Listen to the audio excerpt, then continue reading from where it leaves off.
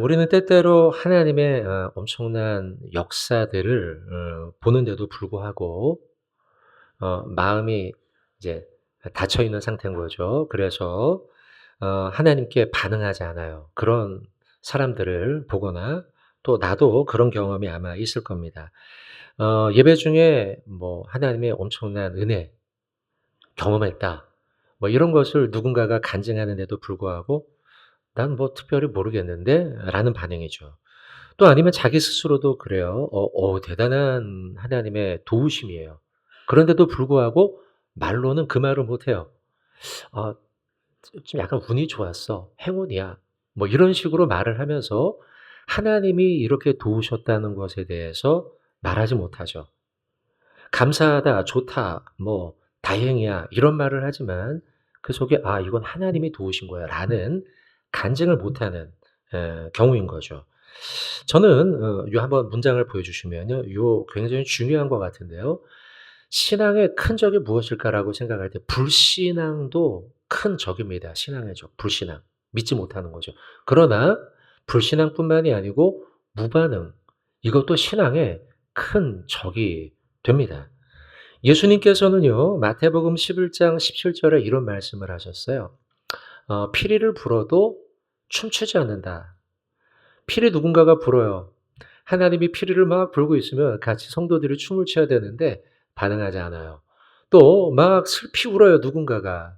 하나님도 슬퍼하고 그런데 우리는 그 슬픔에 동참하지 않는다는 거죠. 무반응. 우리는 갈멜산 오늘 볼 겁니다. 이제 갈멜산 전쟁이라고 표현하지만 전쟁은 뭐 총칼을 들고 하는 게 아니고 불이 내려오냐 안 오냐 뭐 이걸 가지고 누가 하나님이 영적 전쟁이죠. 자, 표현은 갈멜산 전쟁으로 표현합니다. 자, 갈멜산 전쟁에서 하나님이 역사하시는 것을 가까이서 보았음에도 불구하고 아합 왕은 무반응, 반응하지 않아요. 하나님의 권능 앞에서 부인하지도 인정하지도 않더라는 것이죠. 본문을 통해서 우리는 하나님의 분명한 역사 앞에도 무반응하고 침묵하는 사람의 심리, 영적 상태, 불순종, 성경은 도대체 여기에 대해서 무엇이라 말하느냐 보겠다는 겁니다. 자, 살피고자 하는 아합의 무반응과 영적 거리두기는 갈멜산 전쟁을 배경으로 합니다. 문단을 좀 보면서 먼저 말씀을 좀 보겠습니다. 20절로 24절 첫 번째 문단인데요. 백성들은 침묵하고 엘리야는 왕과 백성들 앞에 영적 전쟁을 벌이자 제안을 합니다. 의미 있는 구절이 있는데요. 열왕기상 18장 21절입니다.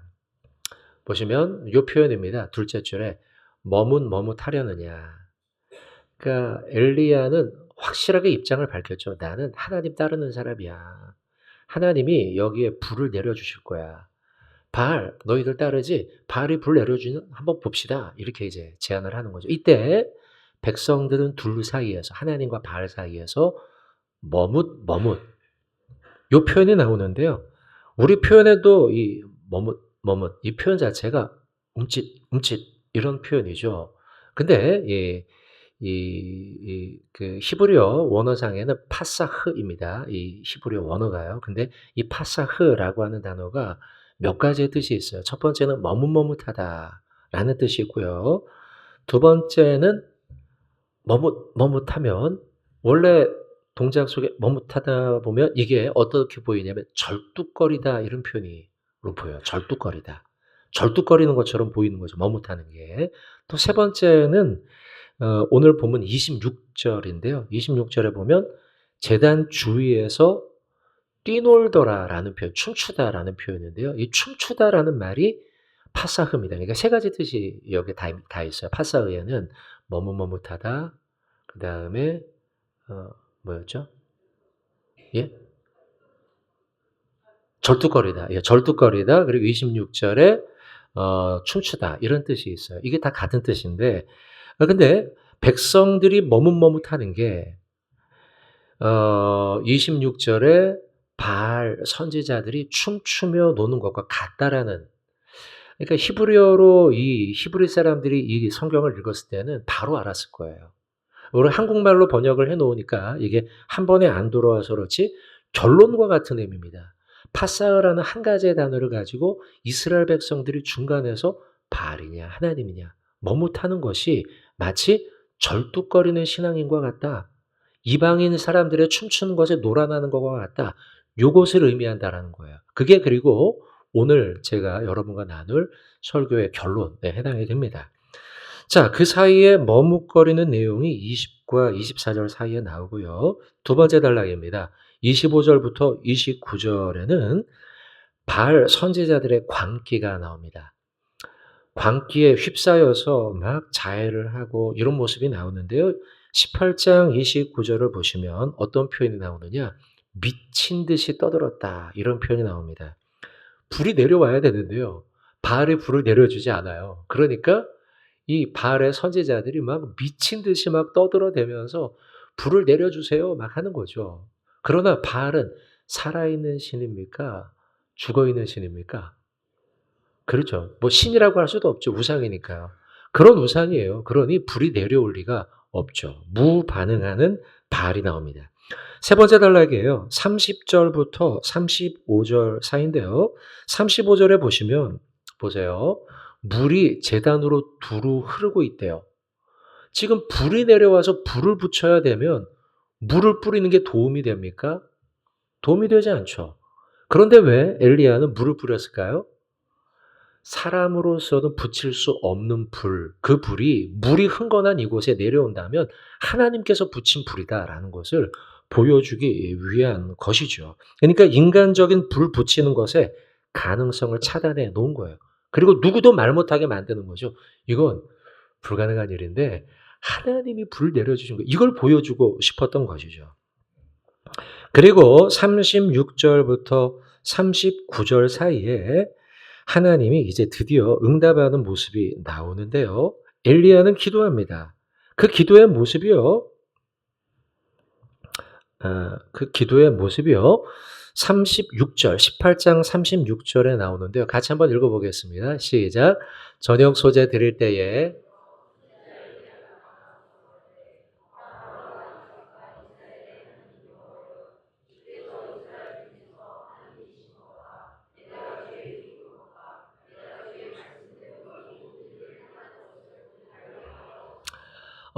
지금 이게 36절 말씀에 엘리야가 불을 붙여달라고 하는 기도의 모습이고, 조금 전에 바알 선지자들이 불을 붙여달라고 했던 것과 상당히 대조적으로 보이지 않습니까? 그들은 미친 듯이 떠들어댔죠.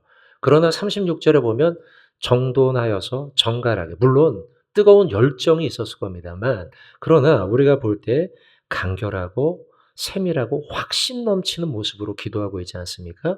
특별히 노란 글자를 보시면 아브라함, 이삭, 야곱을 거론하죠. 그죠? 이것은 나의 하나님일 뿐만 아니라 하나님은 우리 선조들의 하나님이었고, 이 말은 언약의 하나님, 약속을 지키는 하나님을 언급하는 거예요. 또 두 번째, 주님의 말씀대로 이걸 행해 주세요. 말씀을 근거로 하고 기도하고 있죠. 이때 응답해요. 여러분, 이 기도 문구가 우리의 기도에도 힌트를 줍니다. 어떻게 기도해야 될까? 하나님은 언약의 하나님, 약속을 지키는 분이시죠. 또 하나님, 이 기도는요, 말씀을 근거해서 기도한 거예요. 하나님이 말씀하셨잖아요. 이런 기도가 하나님께 응답되는 기도라는 거죠. 자, 이렇게 기도를 하고, 그리고 하나님이 하늘에서 불을 내리십니다. 그리고 물이 흥건했지만 제단의 모든 것이 불타 없어집니다. 그리고 백성들은 고백합니다. 여호와 그는 하나님이십니다. 여호와 그는 하나님이십니다. 고백을 하고, 그리고 백성들의 마음이 돌이켜져 하나님께로 돌아갑니다. 그리고 선지자는 엘리야는 바알 선지자들을 잡아 다 심판하게 되죠. 그리고 41절부터 46절 문단에는요, 비가 내립니다. 비가 내리고 3년 6개월 만에 가뭄이 끝나고 엘리야는 하나님의 능력을 힘입어서 아합 왕 앞에 달려가 이스라엘까지 가게 됩니다. 여러분, 갈멜산은 하나님께서 불로 응답하신 참 하나님됨을 드러낸 기적의 사건이에요. 바알 선지자들이 철저하게 무력화되죠. 백성들은 그 앞에 무릎 꿇고 진짜 신이 여호와임을 인정하게 되죠. 그런데요, 이와 같이 엄청난 기적을 현장에서 모두 봤음에도 불구하고 아합만큼은 끝내 자신의 입으로 하나님의 역사하심에 반응하지 않아요. 저는 한때 과거 젊을 때요. 이 본문을 볼 때요. 이런 착각을 좀 했습니다. 아합이 좀 변했을 거다. 이런 착각이요. 여러분은 어떻게 생각하십니까? 아합이 좀 변한 것 같습니까? 바알 선지자를 심판할 때 특별히 말리지를 않더라고요. 그래서 저는 허용하고 있나 보다. 좀 바뀌었나 보다. 이런 생각했고요. 또 나중에 19장으로 넘어가면 이세벨한테 가가지고 막 얘기하잖아요. 조절조절. 막 얘기하면서 이런 일이 있었어. 막 이렇게 하는 것 같아 보였어요. 제가 보기엔 과거에.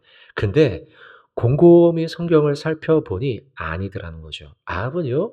하나님의 승리와 하나님의 역사를 엄청난 기적이죠. 불이 막 내려오고 승리하는. 그리고 나중에 비까지 막 내리자. 그런 걸 현장에서 봤음에도 불구하고요. 아합은 결론부터 말씀드리면 수동적으로 관망할 뿐 회개하거나 하나님의 역사를 인정하는 말 한마디가 없었다는 사실이에요. 전혀 그런 기록이 없어요. 한번 보죠. 첫 번째. 아합은 하나님의 불의 응답을 보고 아무 언급을 하지 않습니다. 18장 39절 한번 읽어보겠습니다. 시작. 모든 백성이 보고 엎드려 말하되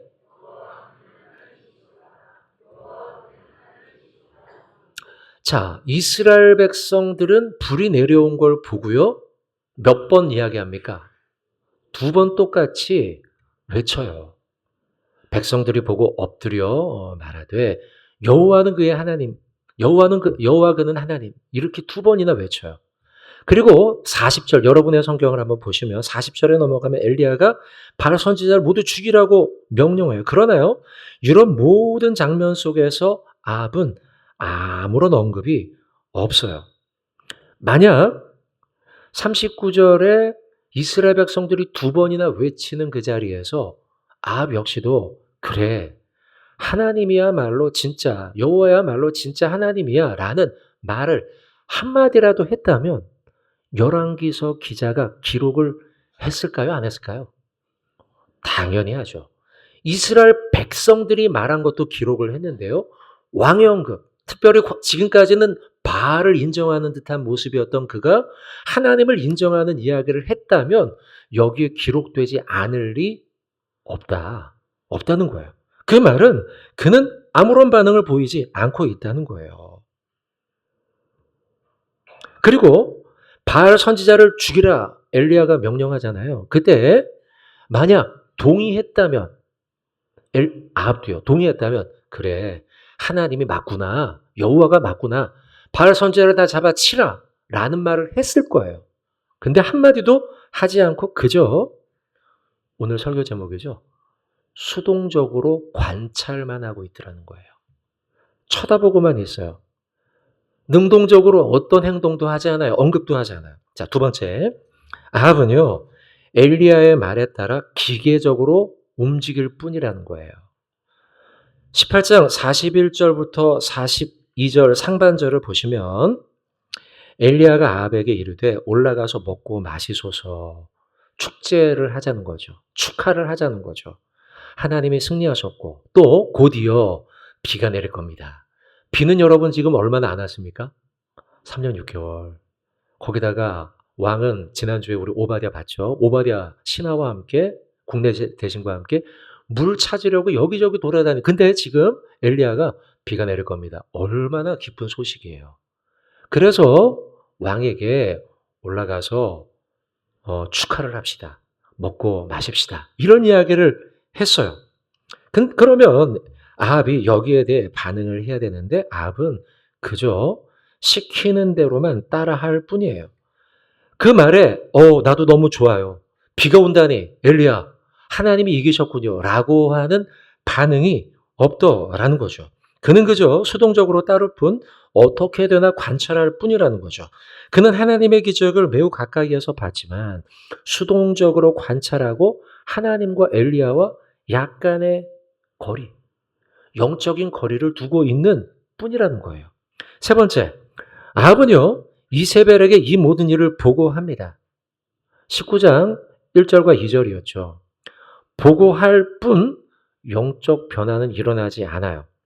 19장 1절 보면 엘리야가 행한 모든 일과 바알 선지자를 어떻게 칼로 죽였는지라는 말을 하며 아내에게 얘기해요. 여러분 그때 한번 생각해 보세요. 아합이 어떤 기분으로 이 이야기를 이야기했을까요?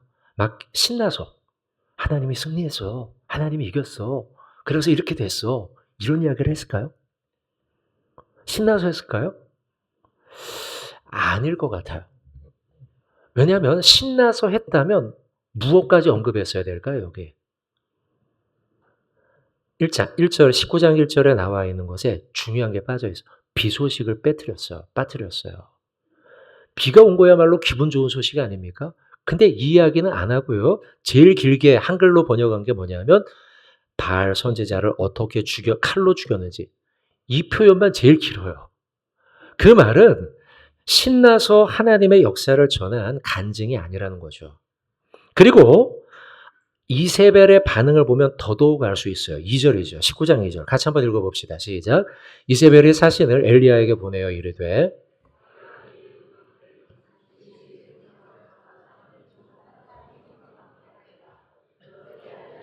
신들이 내게 벌 위에 벌을 내림이 마땅하니라 한지라. 아멘.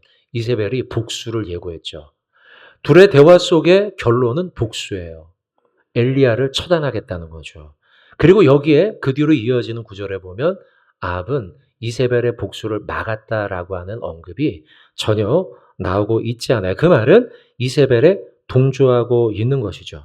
기적의 역사를 보았지만 아합은요, 수동적으로 그 자리에서 그저 관찰만 했을 뿐, 시키는 일에 기계적으로만 따라갔을 뿐, 여전히 하나님과 엘리야와는 영적 거리를 두고 있는 모습을 우리는 보고 있습니다. 아합의 반응은요, 보고도 변하지 않는 전형이에요. 하나님의 위대한 일을 보았음에도 불구하고 변화되지 않는 사람의 불신자의 전형이라는 거죠. 여러분, 우리는 아합의 사건을 통해서 중립은 없다라는 사실에 대해 다시 한번 봐야 됩니다. 중립적 관찰자, 이것이 과연 올바른 신앙의 태도인가에 대해서 저는 세 가지 볼 텐데요. 성경이 무엇이라고 이러한 신앙에 대해서 불신앙이죠, 결국은. 이러한 불신앙에 대해서 성경은 뭐라고 경고하는지에 대해서 세 가지를 볼 거예요. 첫째, 신앙적 중립은 결국 불신앙이다. 는 거예요. 신앙적 중립, 개혁주의 신학은요, 인간이 하나님의 계시에 대해서 중립적으로 머무를 수 없다는 거. 중립적으로 머무르면 우리는 결국 죄성을 가지고 있기에 죄악의 길로 따라가게 된다는 거예요. 우리가 살고 있는 시대의 정신은 우리에게 유혹해요. 세상과 신앙 사이를 오가라, 중립에 서라 라고요. 적당하게 거리를 두라고 요구하죠. 세속적 가치관은 적당히 거리를 두는 것이 마치 세련된 사람처럼 보인다, 이렇게 평가하는 것처럼 보여요. 그리고 이지적인 사람이라고 보이도록 만들어요. 그러나 여러분, 결국 중립에 서는 순간 점점 우리는 세상으로 나아가게 돼요. 예수님은 마태복음 12장 30절에서 이렇게 말씀하세요. 나와 함께하지 아니하는 자는 나를, 잘 들으세요, 반대하는 자다. 중립은 없다는 거예요, 여러분.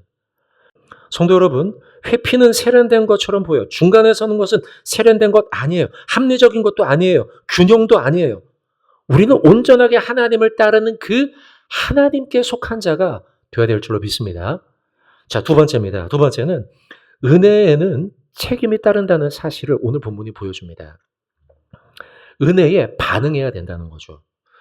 특별한 하나님의 은혜를 경험했음에도 불구하고 반응하지 않는 아합의 모습을 보지 않습니까? 역사를 봤어요. 기적을 봤어요. 하나님의 일하심을 봤어요. 그런데도 불구하고 제대로 반응하지 않고 은혜에 대한 책임을 지지 않고 있다는 거예요. 하나님의 특별한 은혜를 경험했다면 우리의 삶에 자연스럽게 은혜의 반응이 나타나는 게 맞습니다. 그러나 아합은 그렇게 하지 않고 있어요. 히브리서 10장 26절 27절 말씀에 보시면 이렇게 기록하죠. 우리가 진리를 아는 지식을 받은 후에 은혜를 경험한 거예요. 그 후에 은혜 받은 은혜에 맞게 우리의 삶이 반응해야 된다라는 거예요. 여러분, 하나님의 은혜에 그게 당연하다 생각할 것이 아니라 하나님의 은혜, 그 은혜에 반응하며 그 은혜에 책임지는 삶으로 나아가야 될 줄로 믿습니다. 자, 세 번째는요. 물리적인 언약 공동체 안에 있다. 이게 안심할 거리가 못 된다는 거예요. 자, 다시 말하면 선민 공동체 안에 속해 있었죠. 그것도 왕이었어요. 안심할 수 없어요. 우리의 시대로 바꿔 말하면 여러분, 교회죠. 교회에 우리가 출석하고 있다고 해서 안심할 수 없어요. 이 말은 내가 여기에 속해 있다고 끝이 아니라 내 개인의 신앙의 고백과 내 개인의 은혜의 고백들이 있어야 된다는 거예요. 마태복음 22장을 보면 혼인잔치 비유가 있죠. 잔치에 들어온 사람이 예복 없이 들어왔다가 쫓겨남에 대해서 예수님이 비유하시죠. 과거의 예복은 잔치를 준비한 호스트가 준비합니다. 그리고 들어가는 사람에게 그 옷을 줘요. 근데 이 옷을 갈아입지 않은 거죠. 개인의 문제죠. 여러분 옷이 뭐 비싼데 그게 아니고 준비된 옷을 입으라고 했는데 거절한 거예요. 그리고 그 속에 들어가 있는 사람들은 주인이 뭐라고 해요? 잔치의 자리에서 쫓겨날 거라고. 이 말은 하나님이 우리에게 준비한 은혜의 예복을 우리가 내 개인이 받아 행동하지 않는다면, 은혜에 반응하지 않는다면 우리가 그 안에 있다는 것만으로 안심할 수 없다는 거죠. 자, 사랑하는 성도 여러분, 오늘 많은 기독교인들이 하나님을 믿는다 고백하면 실제 삶에서는 하나님과 거리를 두고, 실제 삶에서는 중간에 서 있고, 실제 삶에서는 그저 수동적으로 따라가기만 하는 이러한 삶을 살아가는 사람들이 꽤나 많이 있으며 나 역시도 그럴 때가 있다는 거죠. 그때 세 가지를 말씀드렸어요. 첫째, 신앙에는 중립이 있을 수 없다는 거예요. 중립자가 아니에요. 우리는 예수님을 따라가야죠. 그리고 두 번째, 은혜를 경험했다면 은혜에 따르는 책임과 반응이 있어야 된다는 거예요. 셋째, 내가 교회 안에 있다고, 소속만 돼 있다고 다 안전한 게 아니에요. 내 개인이 참 이스라엘이 되어야 되며 참 교회가 되어야 되며 참 성도가 되어야 된다는 거예요. 할렐루야. 여러분 말씀 꼭 기억하십시오. 하나님이 저와 여러분을 부른 거는요. 구경꾼 되라고, 중립자 되라고, 관찰자 되라고 부른 게 아니에요. 우리를 부르신 건 하나님을 열심으로 따르는 제자가 되라고 부르신 거예요. 자, 말씀 좀 맺는데요. 오늘 수동적 관찰자 아합에 대해서 보고 있었습니다. 보는데 저는 말씀 쭉 묵상하고 준비하면서 니고데모라고 하는 사람이 떠올랐습니다. 니고데모 아시죠, 여러분? 그는 사내들인 소속, 자, 아까 물리적 공동체 교회 얘기했죠? 물리적 소속으로는 사내들인 공회원이었지만 거기에 만족하지 않고요. 나의 영적 소속을 밝힙니다. 나는 예수께 속한 자야 라는 것을 밝히죠. 설교 초두에 마태복음 11장 17절을 여러분들에게 제가 보여드렸어요. 이르되 우리가 너희를 향하여 피리를 불어도 춤추지 않고 슬피 울어도 가슴을 치지 않는구나. 이 시대 중간쯤 서 있는 중립적 관찰자, 수동적 관찰자를 향한 예수님의 메시지예요. 사람들이 광신도라고 이야기할 때 중간에 서서 이쪽 저쪽을 보는, 우리는 세 가지를 봤습니다. 신앙에 있어서 중립은 없다. 은혜를 경험했다면 은혜에 반응하며 책임져라. 물리적 소속이 중요한 게 아니라 영적 소속이 중요하다. 세 가지를 봤어요. 우리에게 하나님은 말씀하고 있습니다. 사랑하는 성도 여러분, 수동적 관찰자 아합이 아닌 삶을 들여 주님을 따르는 능동적 실천자 저와 여러분이 되어야 될 줄로 믿습니다. 그리고 은혜를 경험한 자답게 우리는 그 은혜에 대해 반응하며 책임지는 예수의 제자인 저와 여러분 되어야 될 줄로 믿습니다. 이런 삶을 살아가는 저와 여러분 되길 주님의 이름으로 축원을 드립니다.